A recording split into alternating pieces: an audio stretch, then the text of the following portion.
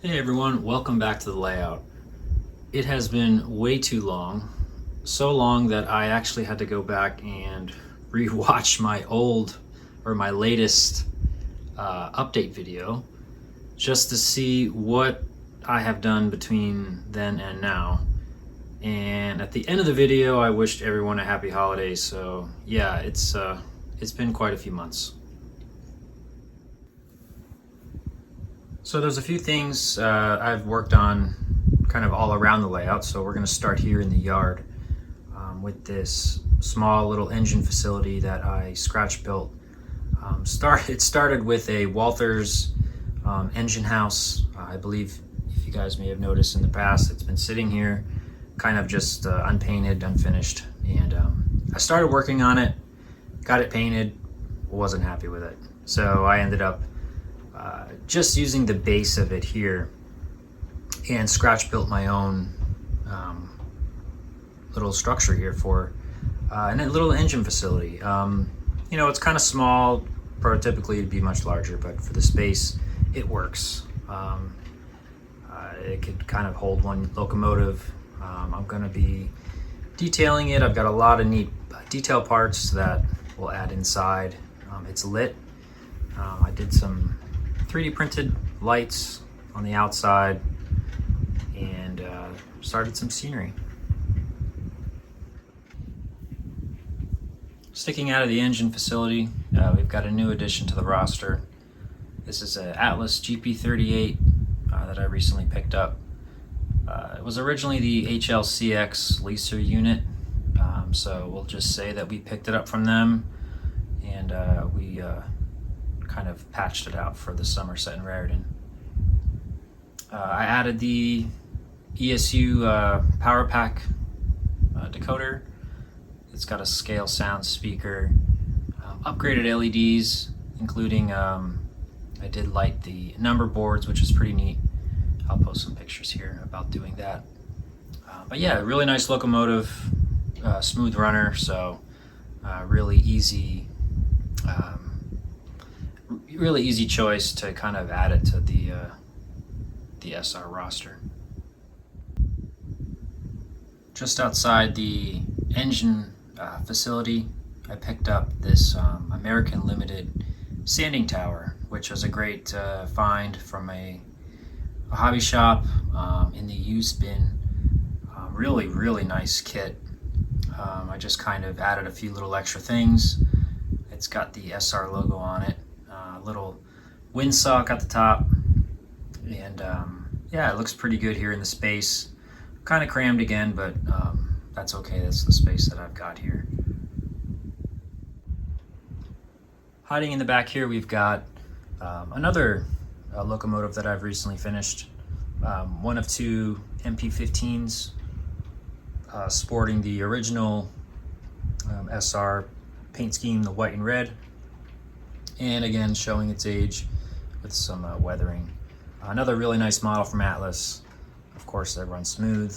Upgraded LEDs, scale sound speaker, keep alive with the ESU decoder. So another great addition. I've got it running here on the layout.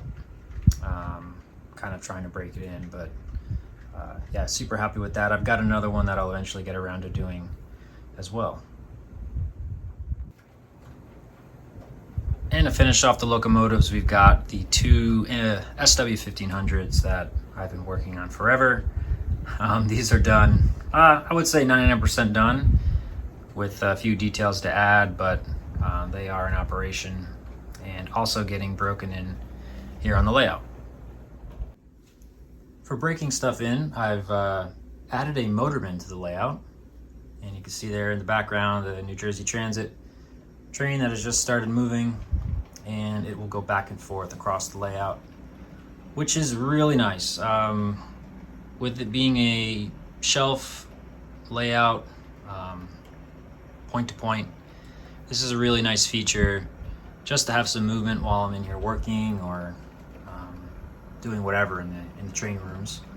But to have stuff go back and forth, and why not New Jersey Transit, with it being a New Jersey based layout. In theory, New Jersey Transit they kind of operate parallel to the Port Reading secondary. So pretty neat to have this going back and forth. These are the Comet cars from Rapido. Really nice.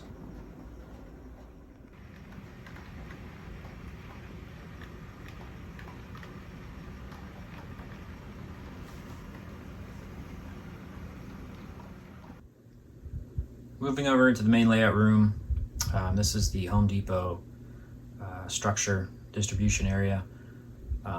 These are the Monster Model Works brick sheets, and just some simple doors on the side. Still have quite a bit to do on this structure. The roof, a lot of roof details, and on the sides. I did add my 3D printed lights, which will eventually get lit. But yeah, it's a good stand-in for now, better than the foam structure I had going before. Moving over, parking lot is done. I've got the asphalt in. Just got to work on the fencing to go around it.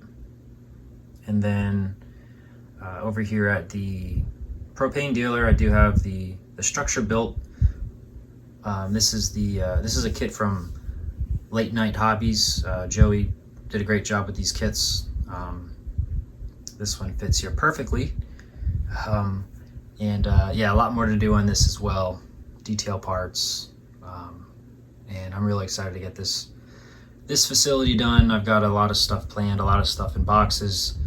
So this is next. And finally, moving on to Marino Wear, which is the biggest progress I've made on the layout. This building is quite large. Not only that, but it's in the curve of the backdrop here, so it was a little challenging with the roof. But I've had a stand-in structure here forever, and I finally just started building. It's somewhat based on a real industry. The real industry really only gets coil cars. I kind of adapted it to to receive box cars as well for shipping stuff out, just to add a little bit of interest to the operation, as well as the scrap gun that goes all the way in this facility. But yeah, really large building. It was quite the process to build. A lot of parts from other kits, a lot of scratch building, a lot of structure stuff I would never think of, just to make it sturdy, so that being so large. So yeah, really happy with the way it's turned out. Again, it's still not complete. I still got a lot to do. Detail parts on the outside, a little bit more weathering and stuff like that. So one thing that you probably saw in the beginning, I did kind of make this industry an interactive industry for operations. When I was originally designing this, I really didn't understand what this building was in real life and what they made and the process and everything like that. I knew it was switched again by Conrail, but recently I found out a lot of awesome information about the prototype. Thank you, Ralph. He has really helped me kind of get an inside look of how this industry is switched in real life, which is just awesome because it has completely changed how we're going to operate the layout. As you saw, I have added some features to somewhat represent the prototypical unloading of these coils.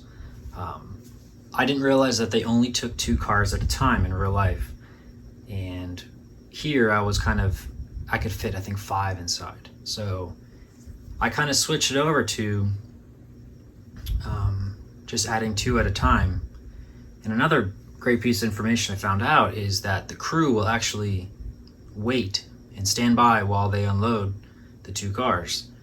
It could take 30 to 45 minutes, depending on, I guess, what they're doing, but So I thought that would be awesome to kind of add that to the operation. So I added a digital timer relay right here, and you saw in the opening video, the car comes in, the crew will hit the button, the blue light flashes simulating the unloading, and we also get the strobe lights at the entrances of the building, just to simulate, you know, I put a sign there, caution overhead crane, and all this does is just a visual aid that, hey, you can't move those cars until the unloading is complete. So I have it on a, you know, somewhat of a fast clock. In real life, it, you know, again, it takes 30-45 minutes. I have it to 10 minutes, and we'll start with that, and we'll see. So the crew will come in, spot 2 cars, start the time. There's a lot of other switching to be done in the area. We've got these other cars, the box cars. You've got rearranging the coils for the sequence that they need to go in, and then pull those 2, spot the next.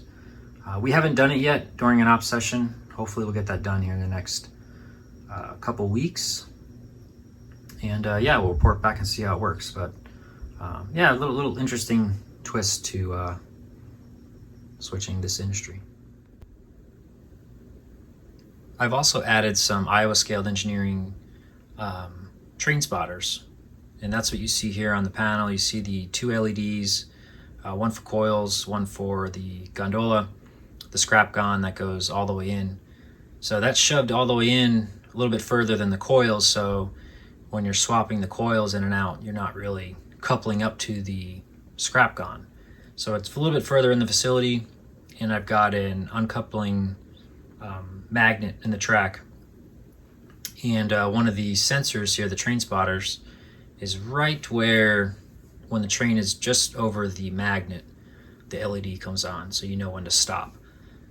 And in theory, when you reverse, it should be uncoupled and the car gets left in the building. So far it works pretty well. I know sometimes the magnets can be tricky, but we'll see how it works. But so far so good. Well, that's going to do it for this update. Just going to keep on plugging away at all these little projects, keep working on things. Got a lot of stuff lined up, a lot of changes for the better for the layout, hopefully. But yeah, I'm going to just continue the details in this industry here, get this wrapped up. The gate here, the sliding gate, I still need to finish. It's unpainted, and I've got a lot of extra details, like always, to add. But thanks everyone for watching, and we'll see you next time.